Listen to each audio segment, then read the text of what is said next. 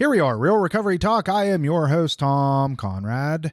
To my left, we got Joey M. What's going on? And Benjamin B. What's up, everybody? All right, first things first, thank you for tuning into this podcast. And if you find this content helpful, please share it with somebody. Please let them know that you came across something that is very beneficial for them and that they may get something out of it. And if you want to talk to myself or Ben, you can always reach out to us, Tom at realrecoverytalk.com and Ben at realrecoverytalk.com. We would gladly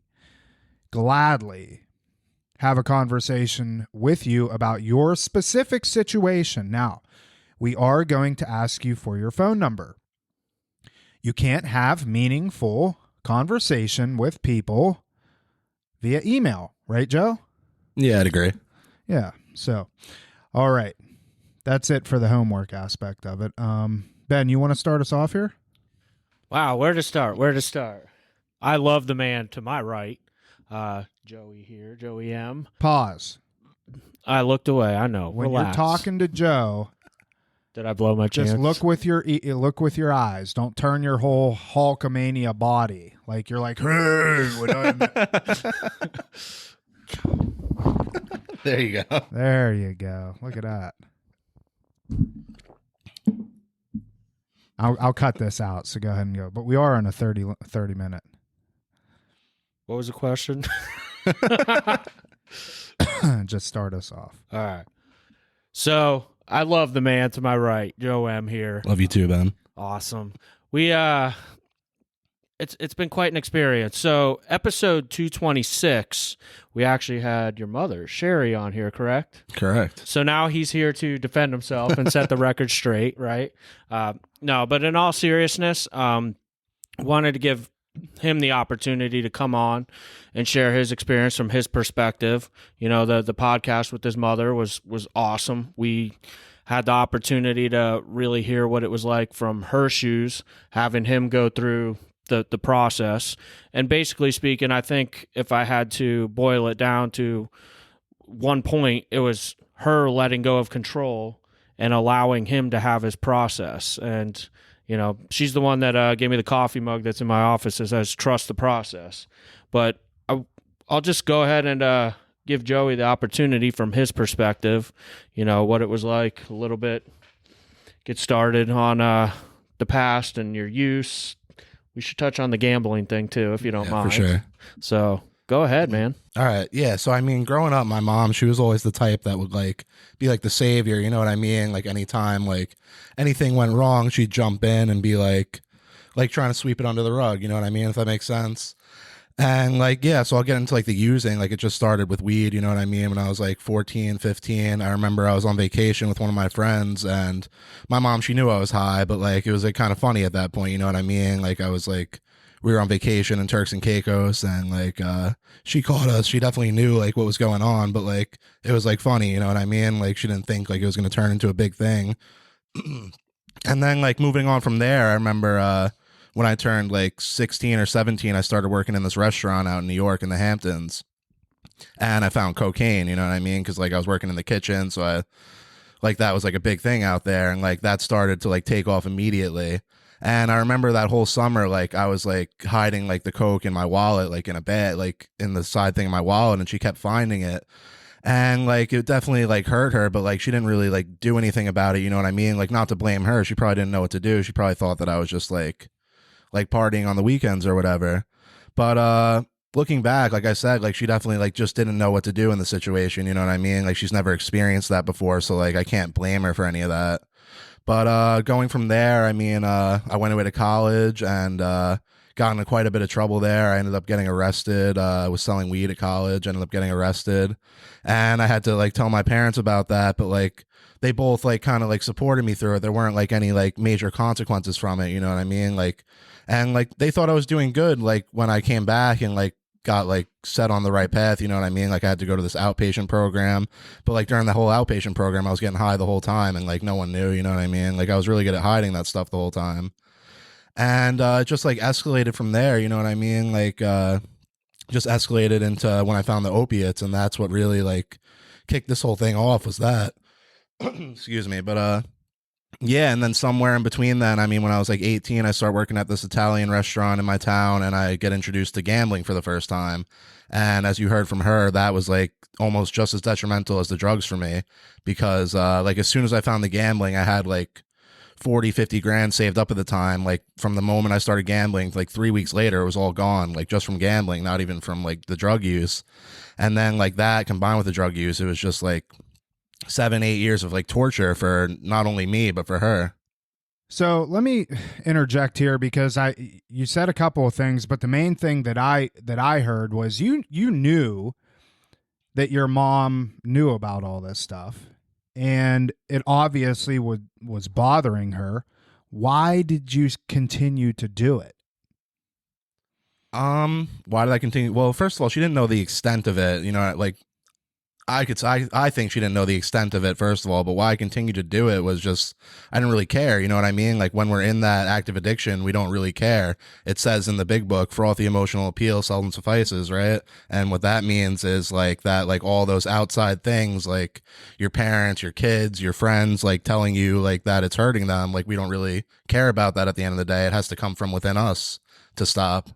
And I think I do. Well, I agree with that. The only thing I would add to that is I think, because I know you and you're a good person, I do think you do care about that as a sober person, but your addiction doesn't care about that. Yeah, today, of course I care, but back then I couldn't care less, honestly. Yeah. So, if you're listening and because Ben and I hear this all the time, you see X, Y, and Z happen. They overdosed, they got out of the hospital, they overdosed the next day.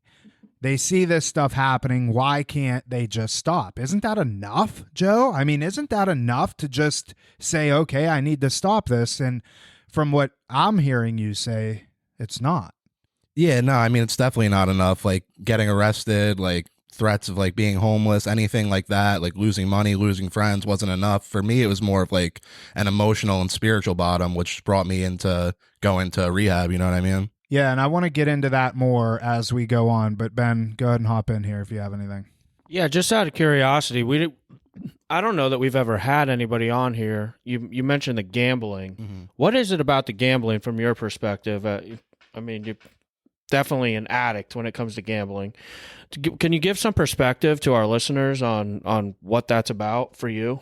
Yeah, definitely. I mean, at first it was just like a money thing and like a fun thing to do because like at first it was just sports gambling, you know what I mean? So it was like, I guess it was just like that thrill. Like it's like for me, it's like the same high almost as like doing drugs for me. It's like just like that like adrenaline rush, I guess.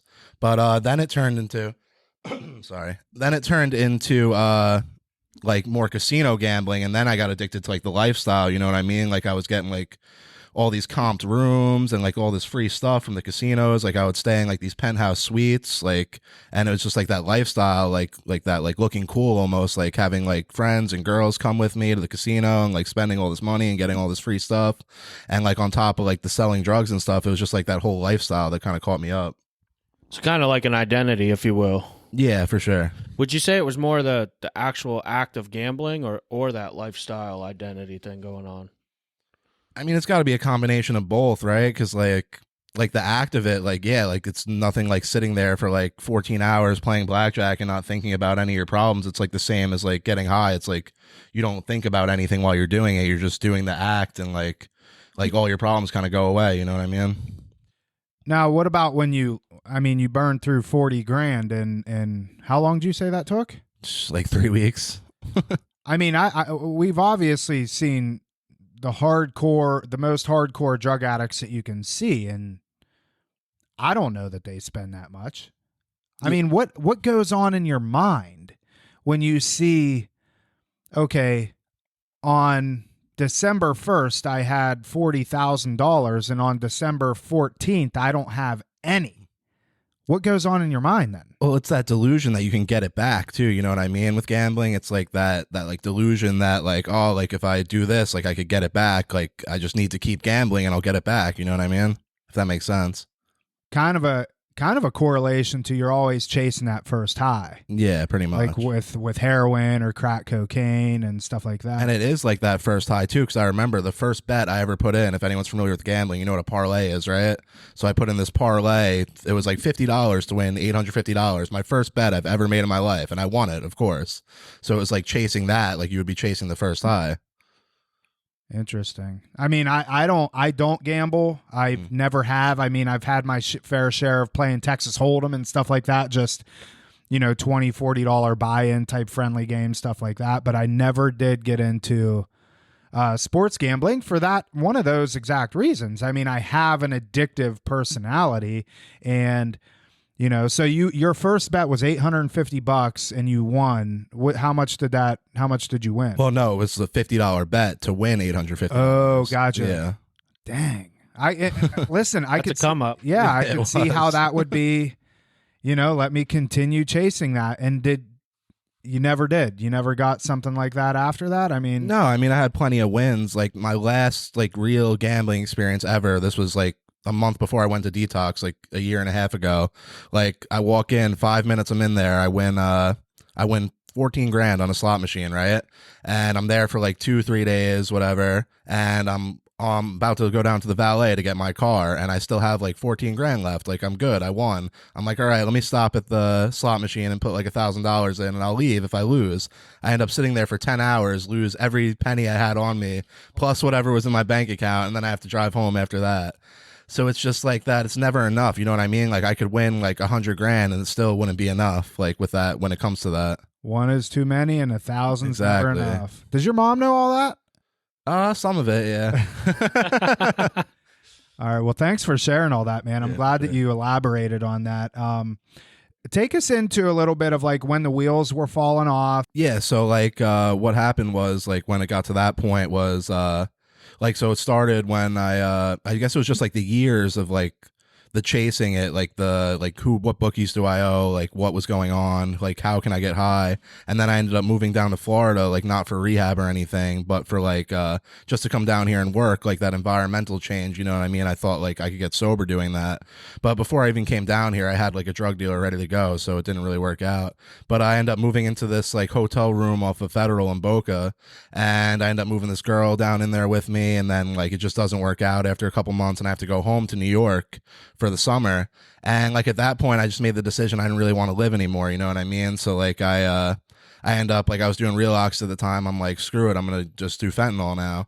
And like that summer, like the whole like my existence, I was just existing, you know what I mean? Like like my schedule was crazy. Like I ended up like I would sleep till like 10 p.m. every day. I'd go meet my dealer, go grab food. I'd come home, get high all night, and go to bed at like 8 a.m. And like at that point, like the only like thoughts really going through my head were like either like you should kill yourself or like keep getting high. Like those were the only thoughts. And like I came to this realization that I was either gonna die or like get help. You know what I mean? Like that was the realization I like came to somehow. And when was that time wise? This was the summer of 2021, so like a year and a half ago now. And where'd you go from there when you came to that realization? Like what was the next steps that you took? I was like looking up rehabs online, you know what I mean? Like I knew I had to go to detox. Like I was using opiates for like 7-8 years at this point, so I knew like I needed to go to detox and like get off of it. And like I thought that I could just go to detox for a couple weeks and I'd be good, you know what I mean? Go ahead, Ben. What changed your mind, and also like what was your thought process and expectations, so to speak, of what treatment was going to be? You know, you said going to detox, but why was that in your head? Is there any reason in particular? I mean, I just wanted to get off the drugs at that point, you know what I mean? I knew I wouldn't be able to like do it alone. I knew I wouldn't like have the willpower to be able to just like detox myself at home, you know what I mean? I just didn't think it was possible, so I thought that I could just go there, get off of it, and I'd be good. So a lot of the times addicts and alcoholics have the tendency just to look at the physical side. And I did the same thing. Like, oh, if I can get through being dope sick, then everything's okay. Yeah, and I was looking at like crazy options too. I was looking like online at like the options where like they put you under and like you like get off that way. Like they just like put you under anesthetic and like you detox that way. Like I just wanted to get off of it physically. The rapid detox. Yeah. You heard of that? I've had so many people reach out. I remember something along those lines of a mom called me and she had found something with her son that you go into. It kind of reminded me of Ibogaine in a way, but it wasn't. And it was up in Michigan. It costs like $20,000 or something crazy, and they can guarantee you sobriety within just 7 days. And she almost paid this money. And fortunately, she paid it to us. And I can't remember who it was, but I remember the situation.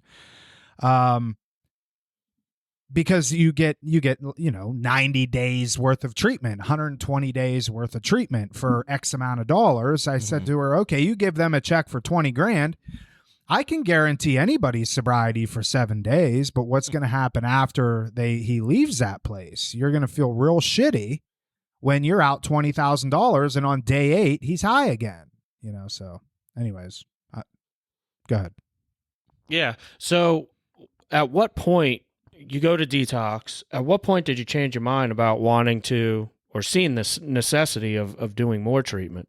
Were you totally bought in, or were you just kind of going with the flow, or just?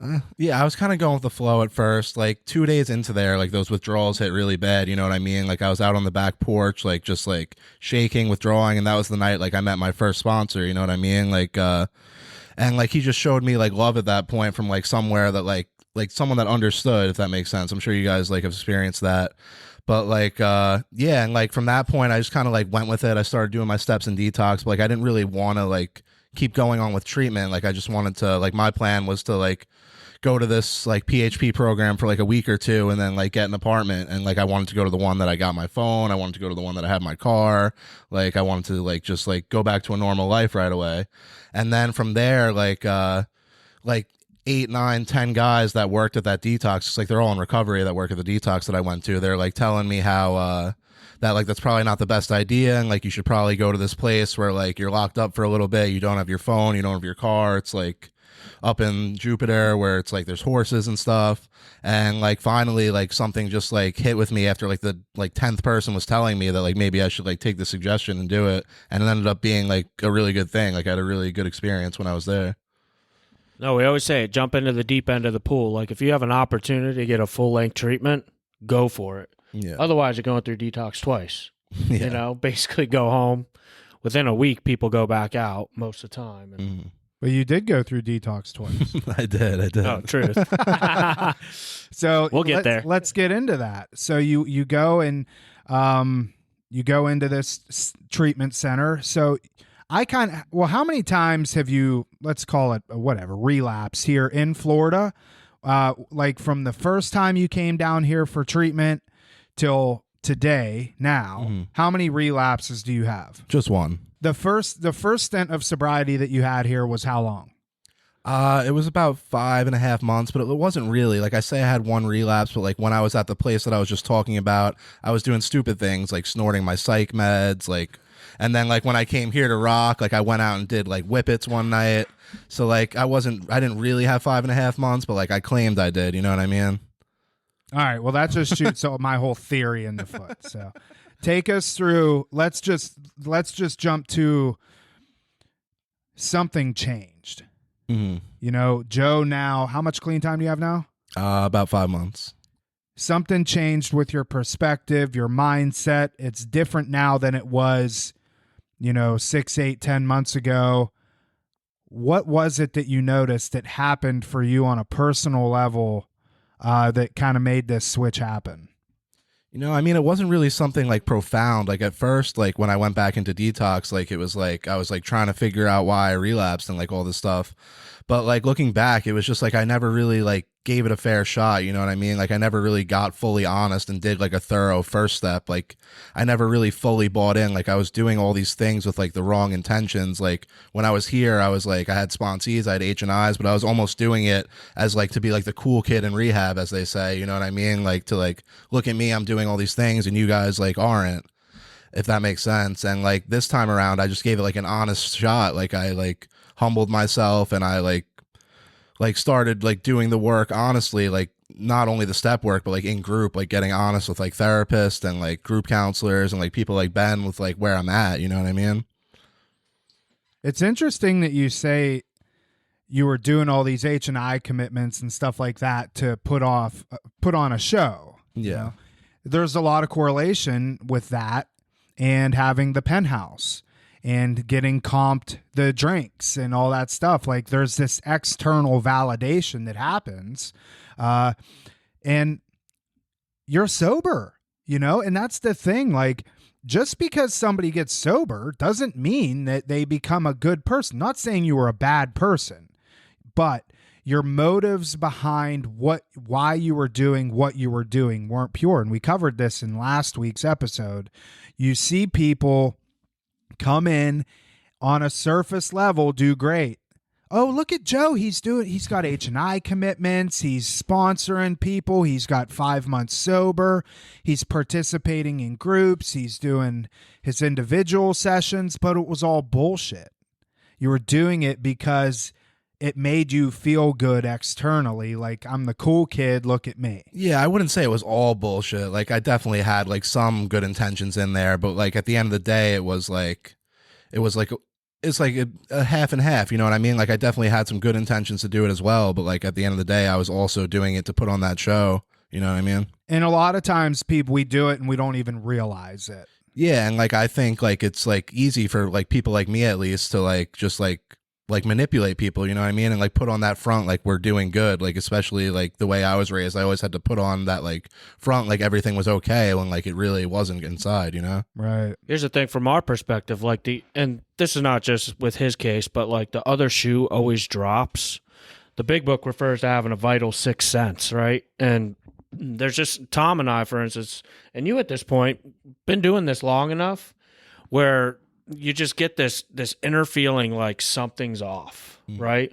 And so many times addicts and alcoholics are so good at manipulating, making things look good on the outside. But for me in particular, like I can definitely say there was a day where I approached you and I was like, what's really going on?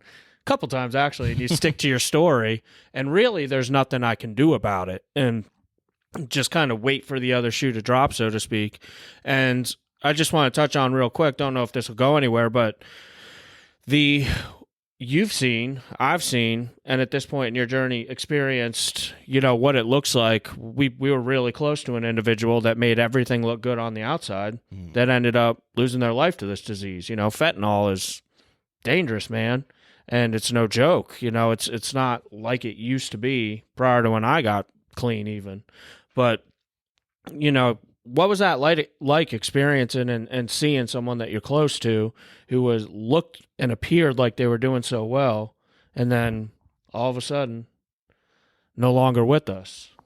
Yeah, I mean, it was definitely hard at the time when that happened, and like I felt really bad about it because like I was using at the same time as him, you know what I mean? Like we weren't using together or anything, but like I kind of had like hints that like he was using, he was like telling me some stuff, and like I just felt bad that I couldn't be there, you know what I mean? And like it just like dove me deeper into the relapse that I was going on because like I just felt bad about it. And my other friend Jesse, he also passed away like a month before that too, so like it kind of really just like made me like give up hope again, you know what I mean? Especially in like Blake's scenario, because like he was that like guy for me that like I saw as like doing everything right, you know what I mean?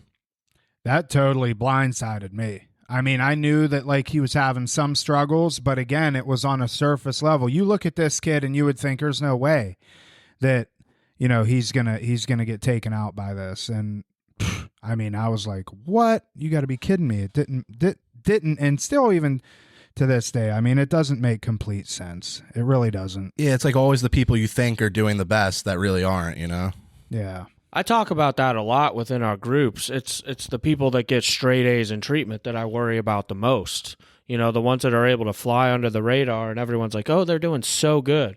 I'm like, and what's in the back of my head all the time is, no, they've gotten so good at presenting that outside shell that nobody else catches on. They're literally the ones that you really got to like. When I say over and over again in the podcast, we don't want people getting straight A's in treatment. I want to see them get upset. I want to see them get angry. I want to see them get depressed, because that'll bring out that true character and that stuff that's inside. Like someone like that, because of ego, tends to look at it like it's a failure, whatever that cause is that causes that, the anger, the depression, etc. But at the end of the day, it gives therapeutically the team a chance to like really see what's behind all that, because they are so good at wearing a mask, you know. And you're one of those people, man. You're able to present very well, and you're a very good manipulator. Really good. And I don't know if as much as like feeling as a failure of just like not wanting to deal with it at the end of the day, you know what I mean? Not wanting to like, it's just easier to be like, oh, everything's good, you know? Yeah, you did have a tendency to always brush it off. And like, how does somebody respond to that? Even professionally, like we've been doing this for so long, and they're, I'm good. You really can't do anything with that other than just wait for something to happen, you know, where it's like, all right, there it is. There's the event that needed to occur for the intervention to happen. I oftentimes see I put our clients into 3 different categories. First category is the person that comes in and that will get the straight A's in treatment. They'll do everything that you ask them to do. They'll go above and beyond. They'll be the teacher's pet. They'll have every assignment done. They'll clean up the group room. They'll wipe down the tables. They'll do X, Y, and Z.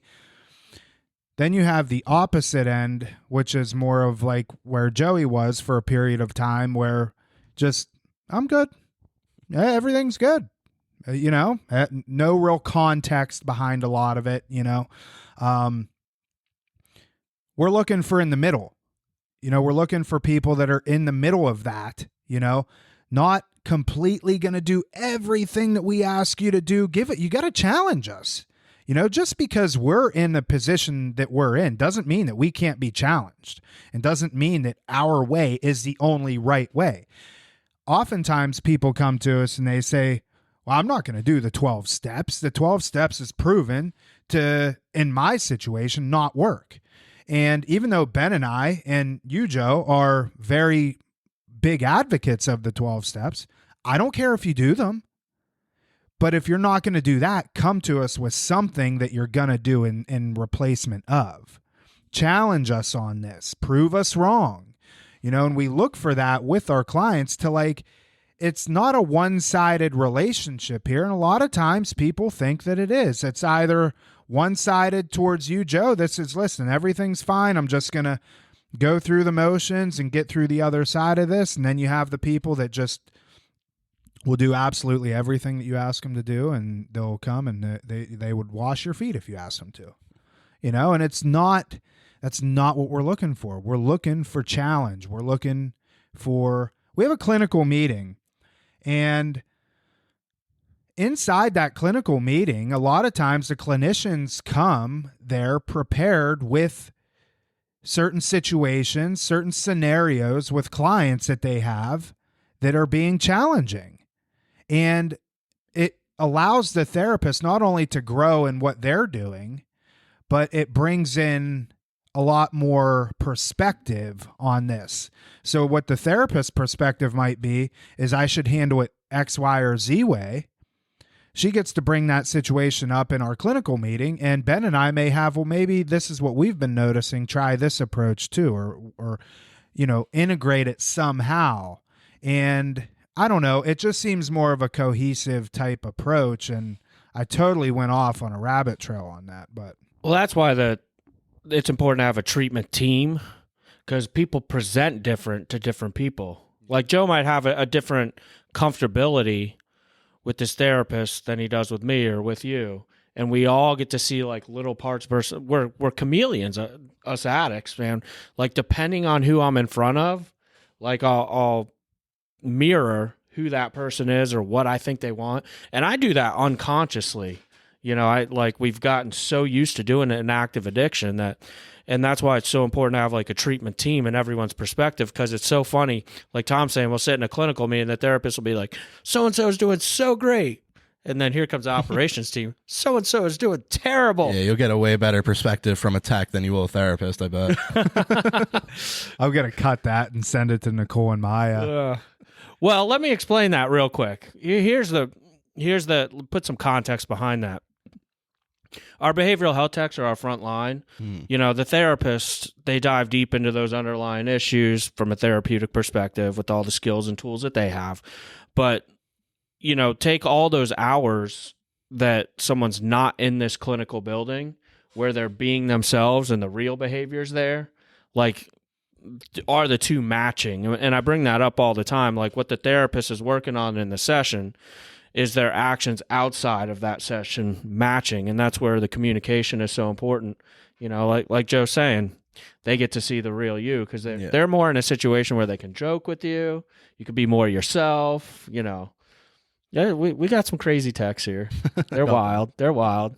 So, Joe, take us kind of before we wrap up, like, what is in the future for you? Like, what are your plans coming up, if any? With your sobriety now, do you want to go back into school? What do you want to do for career-wise, stuff like that? Yeah, I mean, I'm not actually completely sure on it. I'm figuring it out, but I definitely want to go back to school in the future and just keep just living life. You know what I mean? Like, I have a lot of fun in sobriety today. I live in this Oxford house with a great group of guys right now, and we're all really serious about our recovery. You know what I mean? Like, we all keep each other accountable, and we just have a really good group of guys there, and just keep going with my program. You know what I mean? Sponsoring other guys. I still have H&I commitments. And just keep doing stuff like that. And then long-term wise, just go back to school, probably keep working, making money, and just see where it goes. You know what I mean? I'm not really too worried about stuff like that today. Of course I'm worried about it in the back of my mind a little bit, but I just kind of go with it and know God has a plan, you know? Can I touch on something real quick? You mentioned Oxford. So, and this was part of your mom's podcast too, because I remember specifically, Mom always trying to control the situation. And your second time with us, we suggested that you go somewhere other than our sober living, and Mom was freaking out. And but we're here. We're the ones seeing you go through this process. And correct me if I'm wrong. You were a little resentful that we didn't allow you to stay. Definitely, yeah. But you came back later and said us asking you to leave and go try something new was one of the best things that ever happened. Can you explain that? Elaborate on that? Maybe you were lying to me. I don't know. I mean, I was definitely pissed when you guys because I thought I could be here for longer. People stay here a long time sometimes. I thought I'd be able to get away with. It was just comfortable for me being here because I knew everything. But moving out to that next step, it really proved to me that I can do it on my own. You know what I mean? The Oxford house, we have the accountability, but it's not you're getting drug tested every day and all this stuff. So it proved to me that I don't need to be in this bubble to stay sober. I could go out and have freedom and still stay sober and live a normal life. And the thing that I want to throw out there is I really hope parents, if their loved one ever comes to our program, they value and respect our insight, because it was at the point from my belief where you were going to grow more, not staying at rock. Yeah, treatment's great at the end of the day. It does a lot of things for you, but like you said, there is such thing as too much treatment. Eventually you do have to go out and prove to yourself that you can do it, because what treatment does is show you that AA and stuff like that works, and you can have that support and rely on other people. It shows you that works in a controlled environment, but at the end of the day you have to go out and do it on your own and make those connections in the rooms with people that are really going to be there and that you're not going to be in treatment with for a couple months, and then they're going to go back home miles away and you'll never hear from them again, you know? It's time to spread your wings. Yeah, for sure. Yeah, and that happens a lot. Actually, we just talked about it on that last podcast. We have a case here that we were okay, it's time for you to go. And that's for that individual's growth, without a doubt. Yeah. Well, Joey, I must say, man, I am glad that you got to come on the show. I appreciate all of your input and your insight and what you're doing for the recovery community and the guys that you're sponsoring now. And obviously going to be seeing you around a lot. So let me we'll end with this. You have a parent or say one of your friends from back home calls you and says, Joey, hey, Frank over here's having a rough go at it, and I don't know what to do. What's going to be a couple of action items that you're going to tell Mom to do to help Frank get the help that he needs? I mean, the only thing you really can do is you could plant those seeds, but at the end of the day, they need to want it themselves. You know what I mean? Obviously don't enable them. Don't keep giving them money and stuff like that. But at the end of the day, they have to come to that decision themselves. You can only put so many resources there, and they need, sometimes people need to hit that bottom to get to it. You know what I mean? And like I said, don't keep enabling them and giving them money or whatever you're doing. But at the end of the day, like you can just give them the options for the help that they need, and if they take that, that's up to them. I'm gonna get a check, Dude, I was an thinking enable check thing.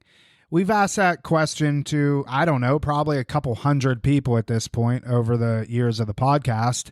And I would say 90% of them, the word enable ends its way in there somehow. I'd venture to say 100% of them. Every time we get an addict, alcoholic to sit down, Yeah. that's what comes out of their mouth. All right, Ben, any final thoughts? No, I'm really proud of this guy. I mean, the action that he's taken is definitely, you can see it. It's measurable. You know, he's always involved with H&I, which is hospitals and institutions, bringing meetings into detoxes. Like, he has sponsees. Like, I really believe he's doing it. I really do. And I hope I'm not wrong. I don't believe that I am. So, dude, I'm proud of you, though, man, and definitely keep it up. Yeah, thanks for having me, guys. Thanks, Joe.